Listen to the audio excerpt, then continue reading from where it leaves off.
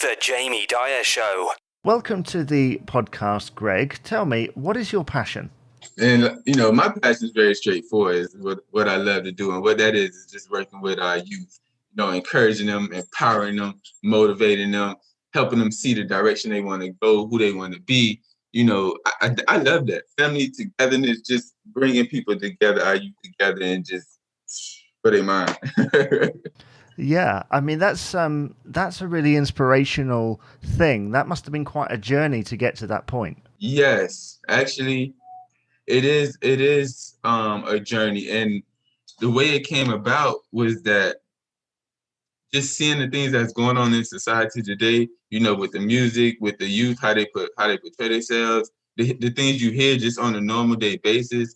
It's an eye opener, and it showed me that somebody needs to step up. And I know we got people out there doing it, but why not me? Why don't I start empowering and just giving these kids better direction on who they is and what they want to do? Because in some essence, it seems like they just lost. They just going with the floating. They don't the motion. I'm sorry, and they don't have any guidance. Is what so have you that they should have.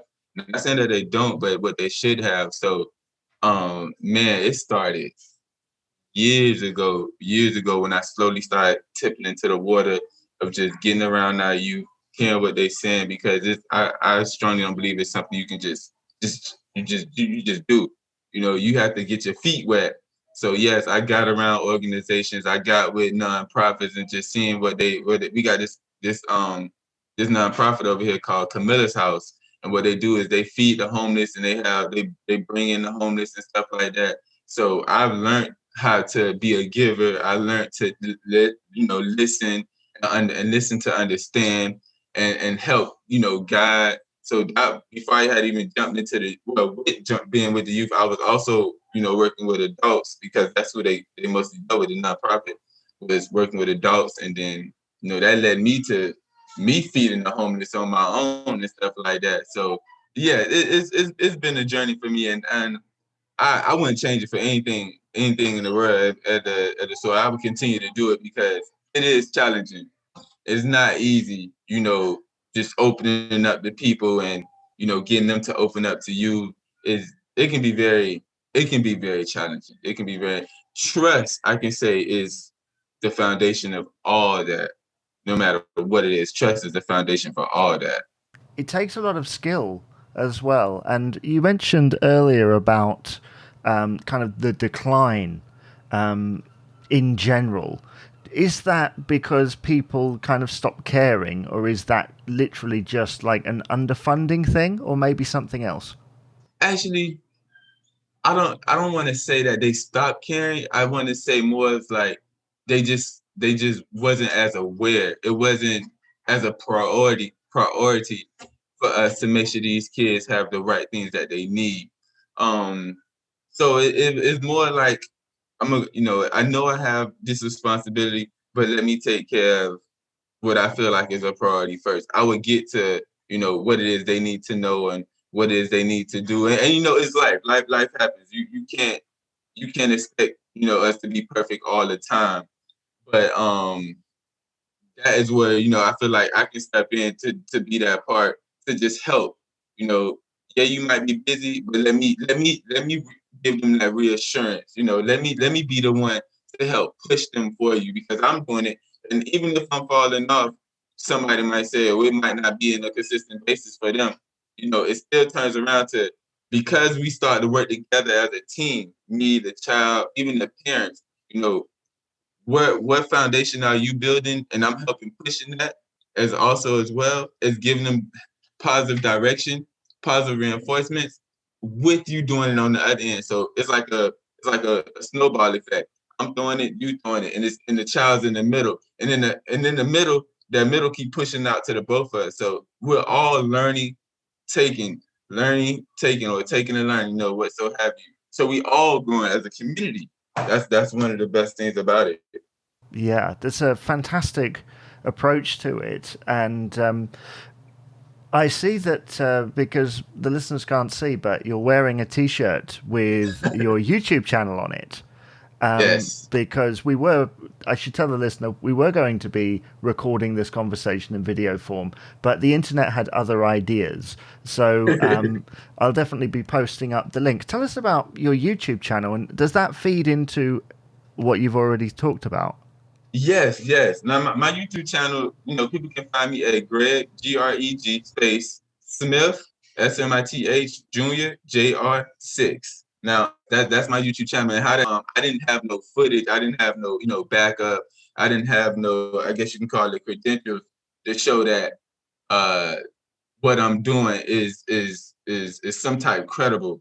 So not only that, I want to speak to the masses. So yeah, I'm speaking to the kids in my neighborhood, but what about the kids that's in another city? What about the kids that's just, in the other country that needs to hear the same thing? So I started doing on YouTube and what so have you. It's full of things. My videos are full of not just giving positive affirmations to the kids and just motivating them, but sometimes I throw a little loop in there where it's, hey, listen, not just not just for the kids, just for the parents too.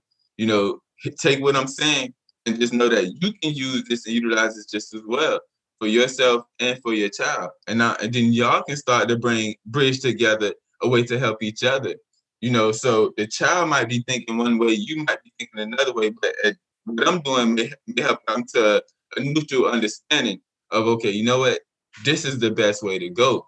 So I've done videos on just things like the word can't, just getting kids and people to understand the powerfulness in words that we use every day and how they can help dictate, our next thought on what it is we're going to do, how we're going to move, where we're going to go. So the word can't was my first one, and we as people, as kids especially, man, you can go to any child and say, hey, listen, can you do this? Oh, I can't do that. Without even no thought about it, they automatically, oh, I can't do that. And did you even try? Do you even know if you could do it? And it's like, no, I can't. And you ask them something else, oh, I can't do this, I can't do that. And then I want to get them to understand that word alone that you're using is crippling you in a way that you have not even realized yet. So you got to start to change your wording and your thought process. And why you can't do it is the next thing I ask them before I even tell them, take out the word can't. When you take out the word can't, you then can expose, they can start to learn to understand why they shouldn't use it. But yeah, in my YouTube channel, that's where I feel like I even go hard on there, because when I speak on my YouTube channel, it's coming from the inside. When I started, I was a little shaky, but now I'm getting a little bit more comfortable in front of the camera, because that's what it was. I'm really starting to just put out the emotions, which is the same energy I want to make sure I be able to give when I'm standing in front of these little groups, and the way they feel me, the way they touch me. I want that same energy to come out on my YouTube channel. But with my YouTube channel, I want to use it, like I said, to not only just use it for the ones around me, but hey, listen, let's branch out. Let's see who else we can start to impact, who lives we can start to help change, who lives we start to help motivate. So yeah, man, I YouTube is powerful, and I love my channel at the most. I share it as much as I can, because ain't enough of it out there. Ain't enough. No, well, your enthusiasm is incredibly infectious. And I can tell that this isn't just about you, it's about lots of other people, as you say, and that there's lots of moving parts there. Prior to the YouTube channel, were you that experienced in the art of public speaking? Public speaking was pretty much, I can say, that was another backbone to helping me do it. So when I do my little public speaking, yes, I have the same energy and same aspirations as I do from anywhere else. The fear, I can tell you, in the beginning of my public speaking, was me standing up in front of people. That's not something as common as I've done in my life. But yes, my public speaking has really been an influence on helping me get to where I want to be, and just helped me show my emotions in my speaking. Toastmasters have a way, and they have a program of helping you work on yourself, work on your deliverance, your words, and the moving of the hands, how you stand up. So that helped play a very big part in, me being up in front of people. And I'm not saying I spoke in front of hundreds, thousands of people, but you can get that same from my public speaking. What I learned is you can stand in front of 5 people and you can stand in front of 100 people, and you might get that same nervous affection within your body either way. So, shout outs to Toastmasters because they they help structure me for that, man. Yeah, I think they have branches all over the world. Certainly, that name is very familiar to me. I think we have local branches here, and they do amazing work. If it is the same place, if not, then it does very similar. But it is fascinating your enthusiasm for the work that you do. Can I ask? Is most of it voluntary, or do you get paid for it? No, all of it's voluntary. I have yet to ask for any form of payment. I even look to just it's like what you said. I just love to give back. So it's voluntary every time. When I go to the schools, I'm reaching out to the schools and say, hey, listen, you guys have 5 minutes, 10 minutes of time for me to just, speak to some of the kids and stuff like that. And because I made a connection with the school and built a relationship with them amongst my children's school is where I started. That's where it started for me. So that is where my entry was, and I had a friend, he's working with a church, and I got with the church, hey, listen, he's already working with you. So I got with him. We had a little talk, he had to see who I was. I sat down, I started talking with them. And you wouldn't believe how it even started before that. What I was doing was I was pulling my sister and her friends and my son and their friends and my daughters and their friends. And we started having a conversation with their parents, sitting down together. And then that's where it started. It's like, okay, boom, here we go. This is now we get into the school. School started talking to me because, again, I built a relationship. They seen the type of person I was, and we started sitting together. Started doing things together with the school. And it was small, but it's still going. It's still going. It do take a lot of work. I must say that. Nothing comes easy. And that's one of the key points I love to make sure that you can understand. They see this world as far as what they see in the glamour light from these celebrities. Like, oh, yeah, do this, and I'm a millionaire. And it's consistent work, constantly working the same thing. Whatever you've been doing that's been doing right, keep doing it. But yeah, man, everything is voluntarily. I try to look for anywhere to speak to pretty much anybody, the youth particular, but parents as well, because I feel like we all can learn. And I went back to the Camilla's house, and I sat down and spoke with them because I felt like I can deliver something to our homeless people too. Hey, life ain't over. You still got a chance just as well. But it's all voluntary, giving back. I love to give back.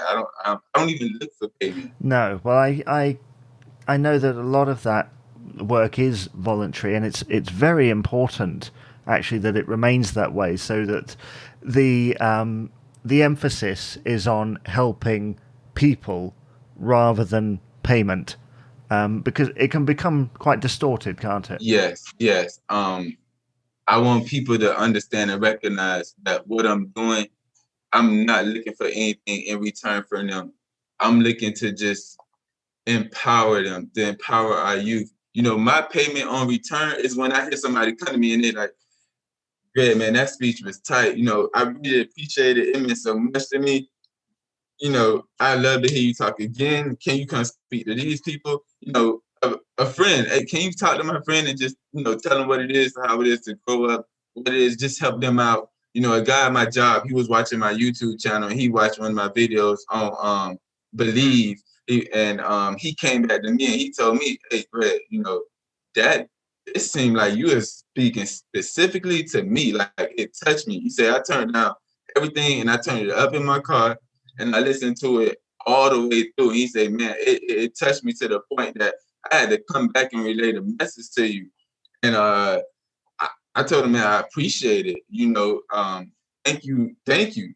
I'm glad to hear that. I'm glad that what I'm doing is helping somebody else. Like that's the bigger picture.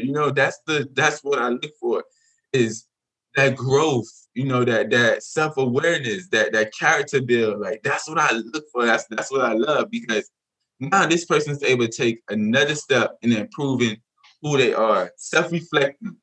Man, this is who I was, this is what I was doing. But you know what?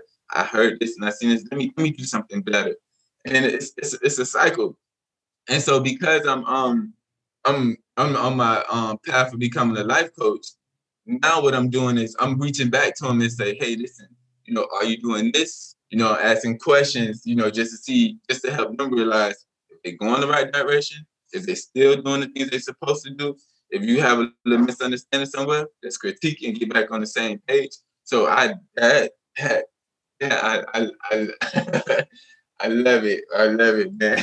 Yeah, I mean, you're like, I'm going to say this again. Your enthusiasm is infectious, and it must be such a feeling to know when you've helped someone, as you described there. Now, very quickly on the current situation, because I don't know how it is where you are, but COVID is currently kind of tearing through society, as it were. How has that really impacted on what you do? Oh man, I love that you brought this up.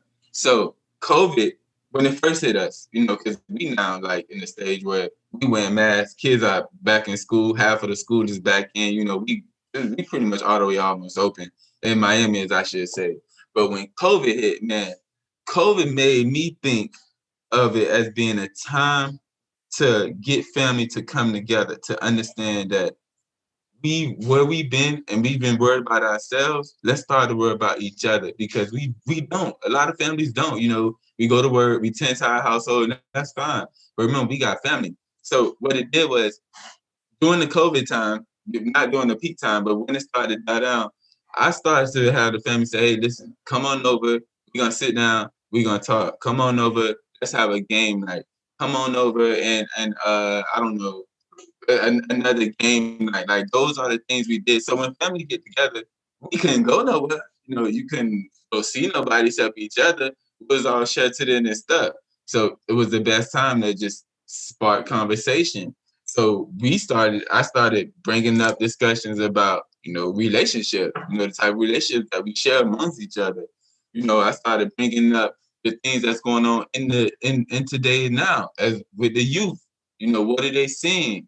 How do they? I did it on my YouTube channel. I discussed with a couple of people, a couple of kids, how they felt about COVID. A lot of us don't know that. And I found this out during the COVID and was discussing when I bring a family together. They was worried about they weren't having a 12th grade prom, or 8th grade prom, So it helped open. I used COVID as the opportunity to open up the door for me and my family to come together and learn more about each other. And yes, we did respect each other distance, 6 feet. We sat outside. If it was in the house, it was a smaller setting and what so have you. But yes, I took that as an opportunity, but I think we all should have, because we all heard of the cases where divorces, the beating of the children. I don't know how it was over in the UK, but over here, we've heard about the number of cases that's going up with the child abuse, and they couldn't be around each other. Well, you know what? I'm not gonna allow that to happen to my family. As far as I'm concerned, I'm gonna do what I can do. So let's sit down and let's talk. Let's get to know each other, because, like I said, COVID was an opportunity for me to get us to come together, to get us to learn and understand one another. And I feel like I did the best I could with that, and we did. We enjoyed it. And that was another phase of me just speaking in front of people, motivating, empowering, and just being that beacon light to just, hey, let's do this. So my family really appreciated it. COVID. So for me, I also didn't have to go through the financial, the lack of finance, because I still maintain my job. But for my view, my aspect of what COVID was, yes, it was a pandemic that hurt us, and I'm sorry for that, But also on my other view, I like to find a positive in every dark room. It brought my family closer together. Now you should see us now, after the pandemic has lightened up before the pandemic started, and that right there is a thankful gift I can receive from anything, anywhere at the moment of time. I appreciate that. I mean, for all of its faults, there are some positives that can be gleaned from it. And from what you described there, it was very much like that in this country. And I hope that even once it's over, people can remember the positive as well as the negative. Like you say, getting to know your family and those around you, which is very good. Now, I'll draw this to a close. Give a quick plug to your YouTube channel. Oh man, like I said, I told you guys before. I mean, my YouTube channel is Greg Smith Jr. 6. Again, Greg, Greg, space Smith Jr. 6, SMITH